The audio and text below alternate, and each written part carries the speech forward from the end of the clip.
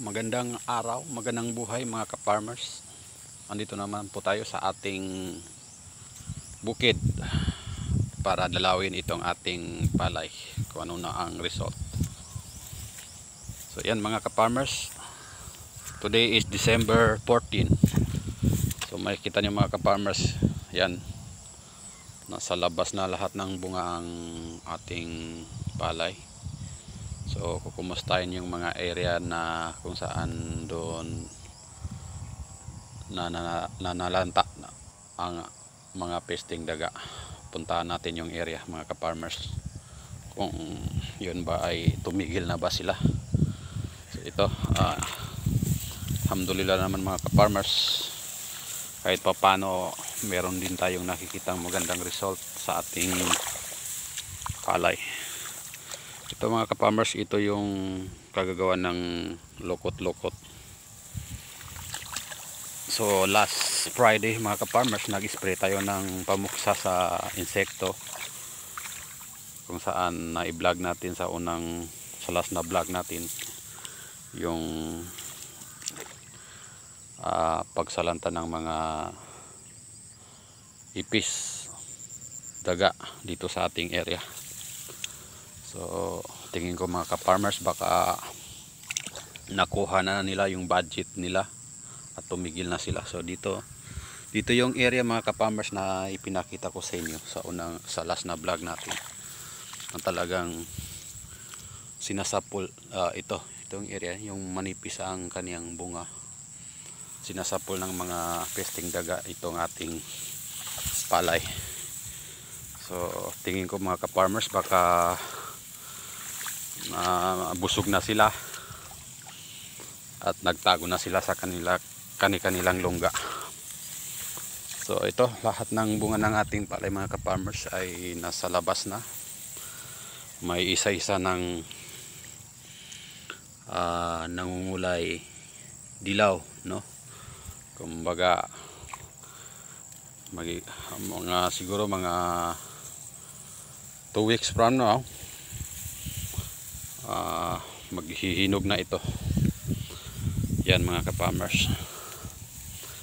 Mga ka-farmers, meron na lang akong ipakita sa inyo panibagong estilo dito sa ating katabi, sa ating director. Kamakailan ay pinakita natin yung pag rotovator niya. Meron siyang panibagong estilo sa direct seeding, sabog palay sa kanyang area. So ito sa ating katabi mga ka-farmers, sa ating director, sa ating kuya. So nagsabog palay na siya. Ito na yung kanyang sabog palay. Ito yung tinatawag nilang, kumbaga sa pagkain, kilawin style, kasi 2 beses siya nagpa-rotovator. Unang-una yung ipinakita natin sa vlog natin, pag rotovator niya, sinabi ko sa inyo na kilawin type.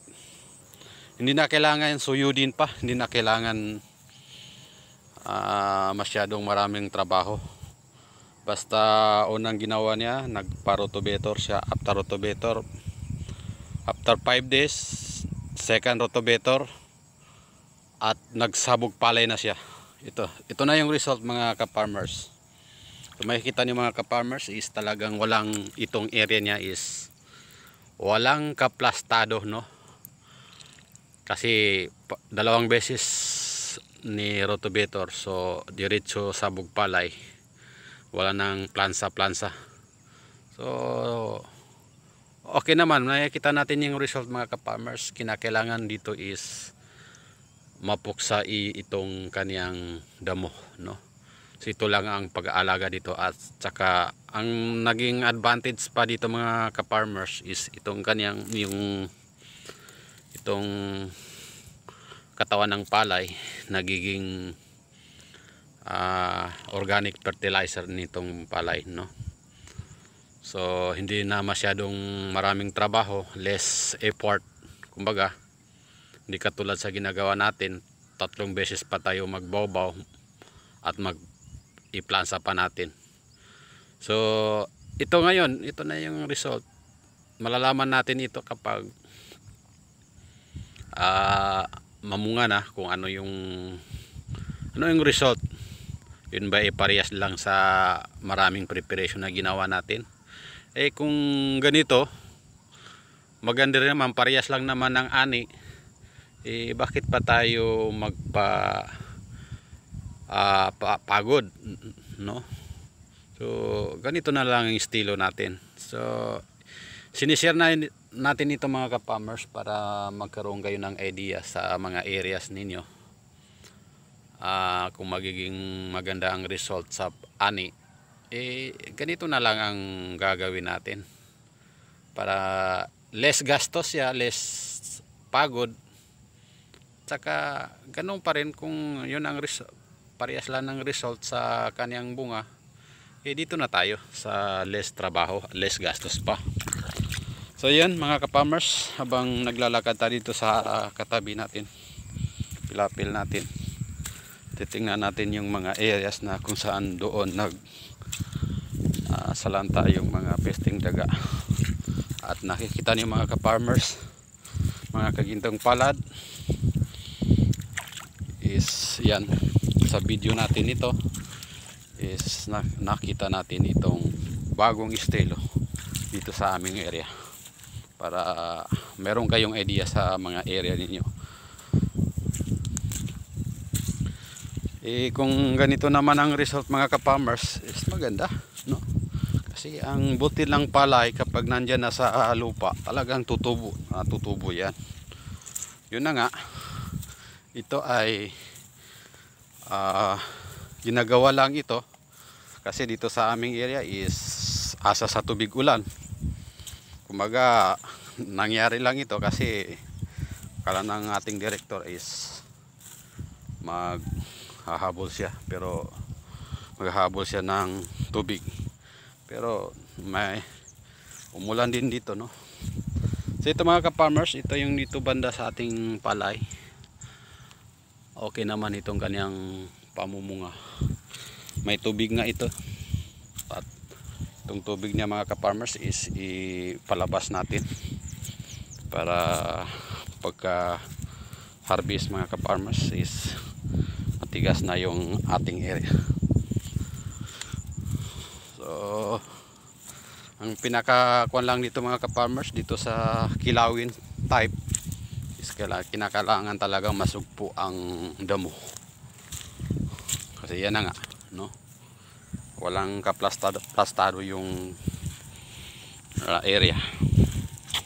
So mga ka-farmers, sa nakikita niyo ito, bubuksan natin itong pilapil natin para mabawasan ng tubig itong area dito na malalim ang tubig. Yan. Ito. So lilibot tayo dito.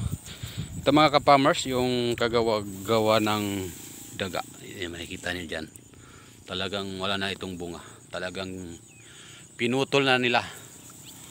At sa palagi ko mga ka-farmers, busog na yung mga daga, baka naglungga na sila, nakuha na nila yung kanilang budget, kaya naglungga na sila. Alhamdulillah, meron din itinira sa ating palay. So bubuksan lang natin itong ating mga pilapil dito para ma-dry na itong kanyang area. Yan.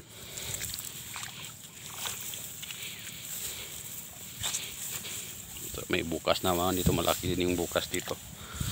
Tagulan dito. Parang nakikita natin doon sa unahan is meron din ano yan, baha dyan, no? Malalim yung tubig. Yan.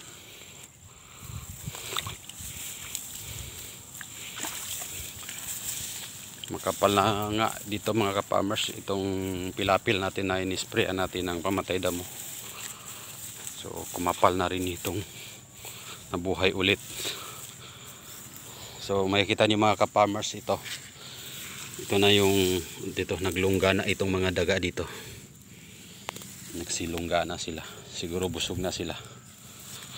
Yan na nga, sana nga hindi na sila sumira pa dito sa ating area. Kasi kawawa tayo mga ka-farmers. Kawawa tayo mga farmers pag yung pinagpagura natin, uubusin na ng mga pesting insekto dito. Kapagod na. Hindi basta-basta ang pagiging mambubukid. Mahirap. Kapagod. So okay lang man napapagod tayo at maganda ang ani natin.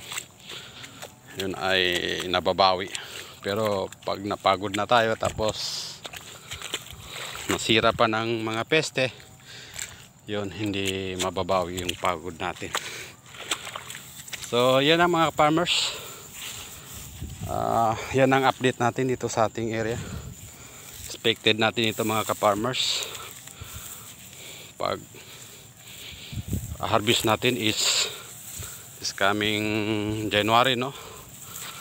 2025. So first week January 1 or January 2, no? Expected natin na sa ating area.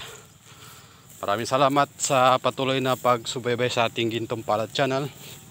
Shout out sa inyong mga ka-subscriber natin dyan, mga ka-farmers. Maraming salamat sa patuloy na pagsubaybay sa ating binablog.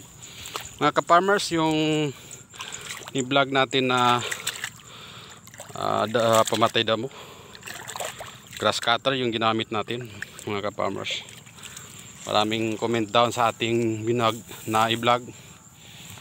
Kung patuloy kayo nanonood sa ating mga video, yun, grass cutter mga ka-farmers ang ginamit natin. So ito yung sa boundary natin mga ka-farmers. Nakita niyo itong mga niyog dito, yung boundary, ito yung sa ating katabi. So maraming salamat sa patuloy na pagsubaybay. Maraming salamat at magandang umaga. Happy farming mga ka-farmers.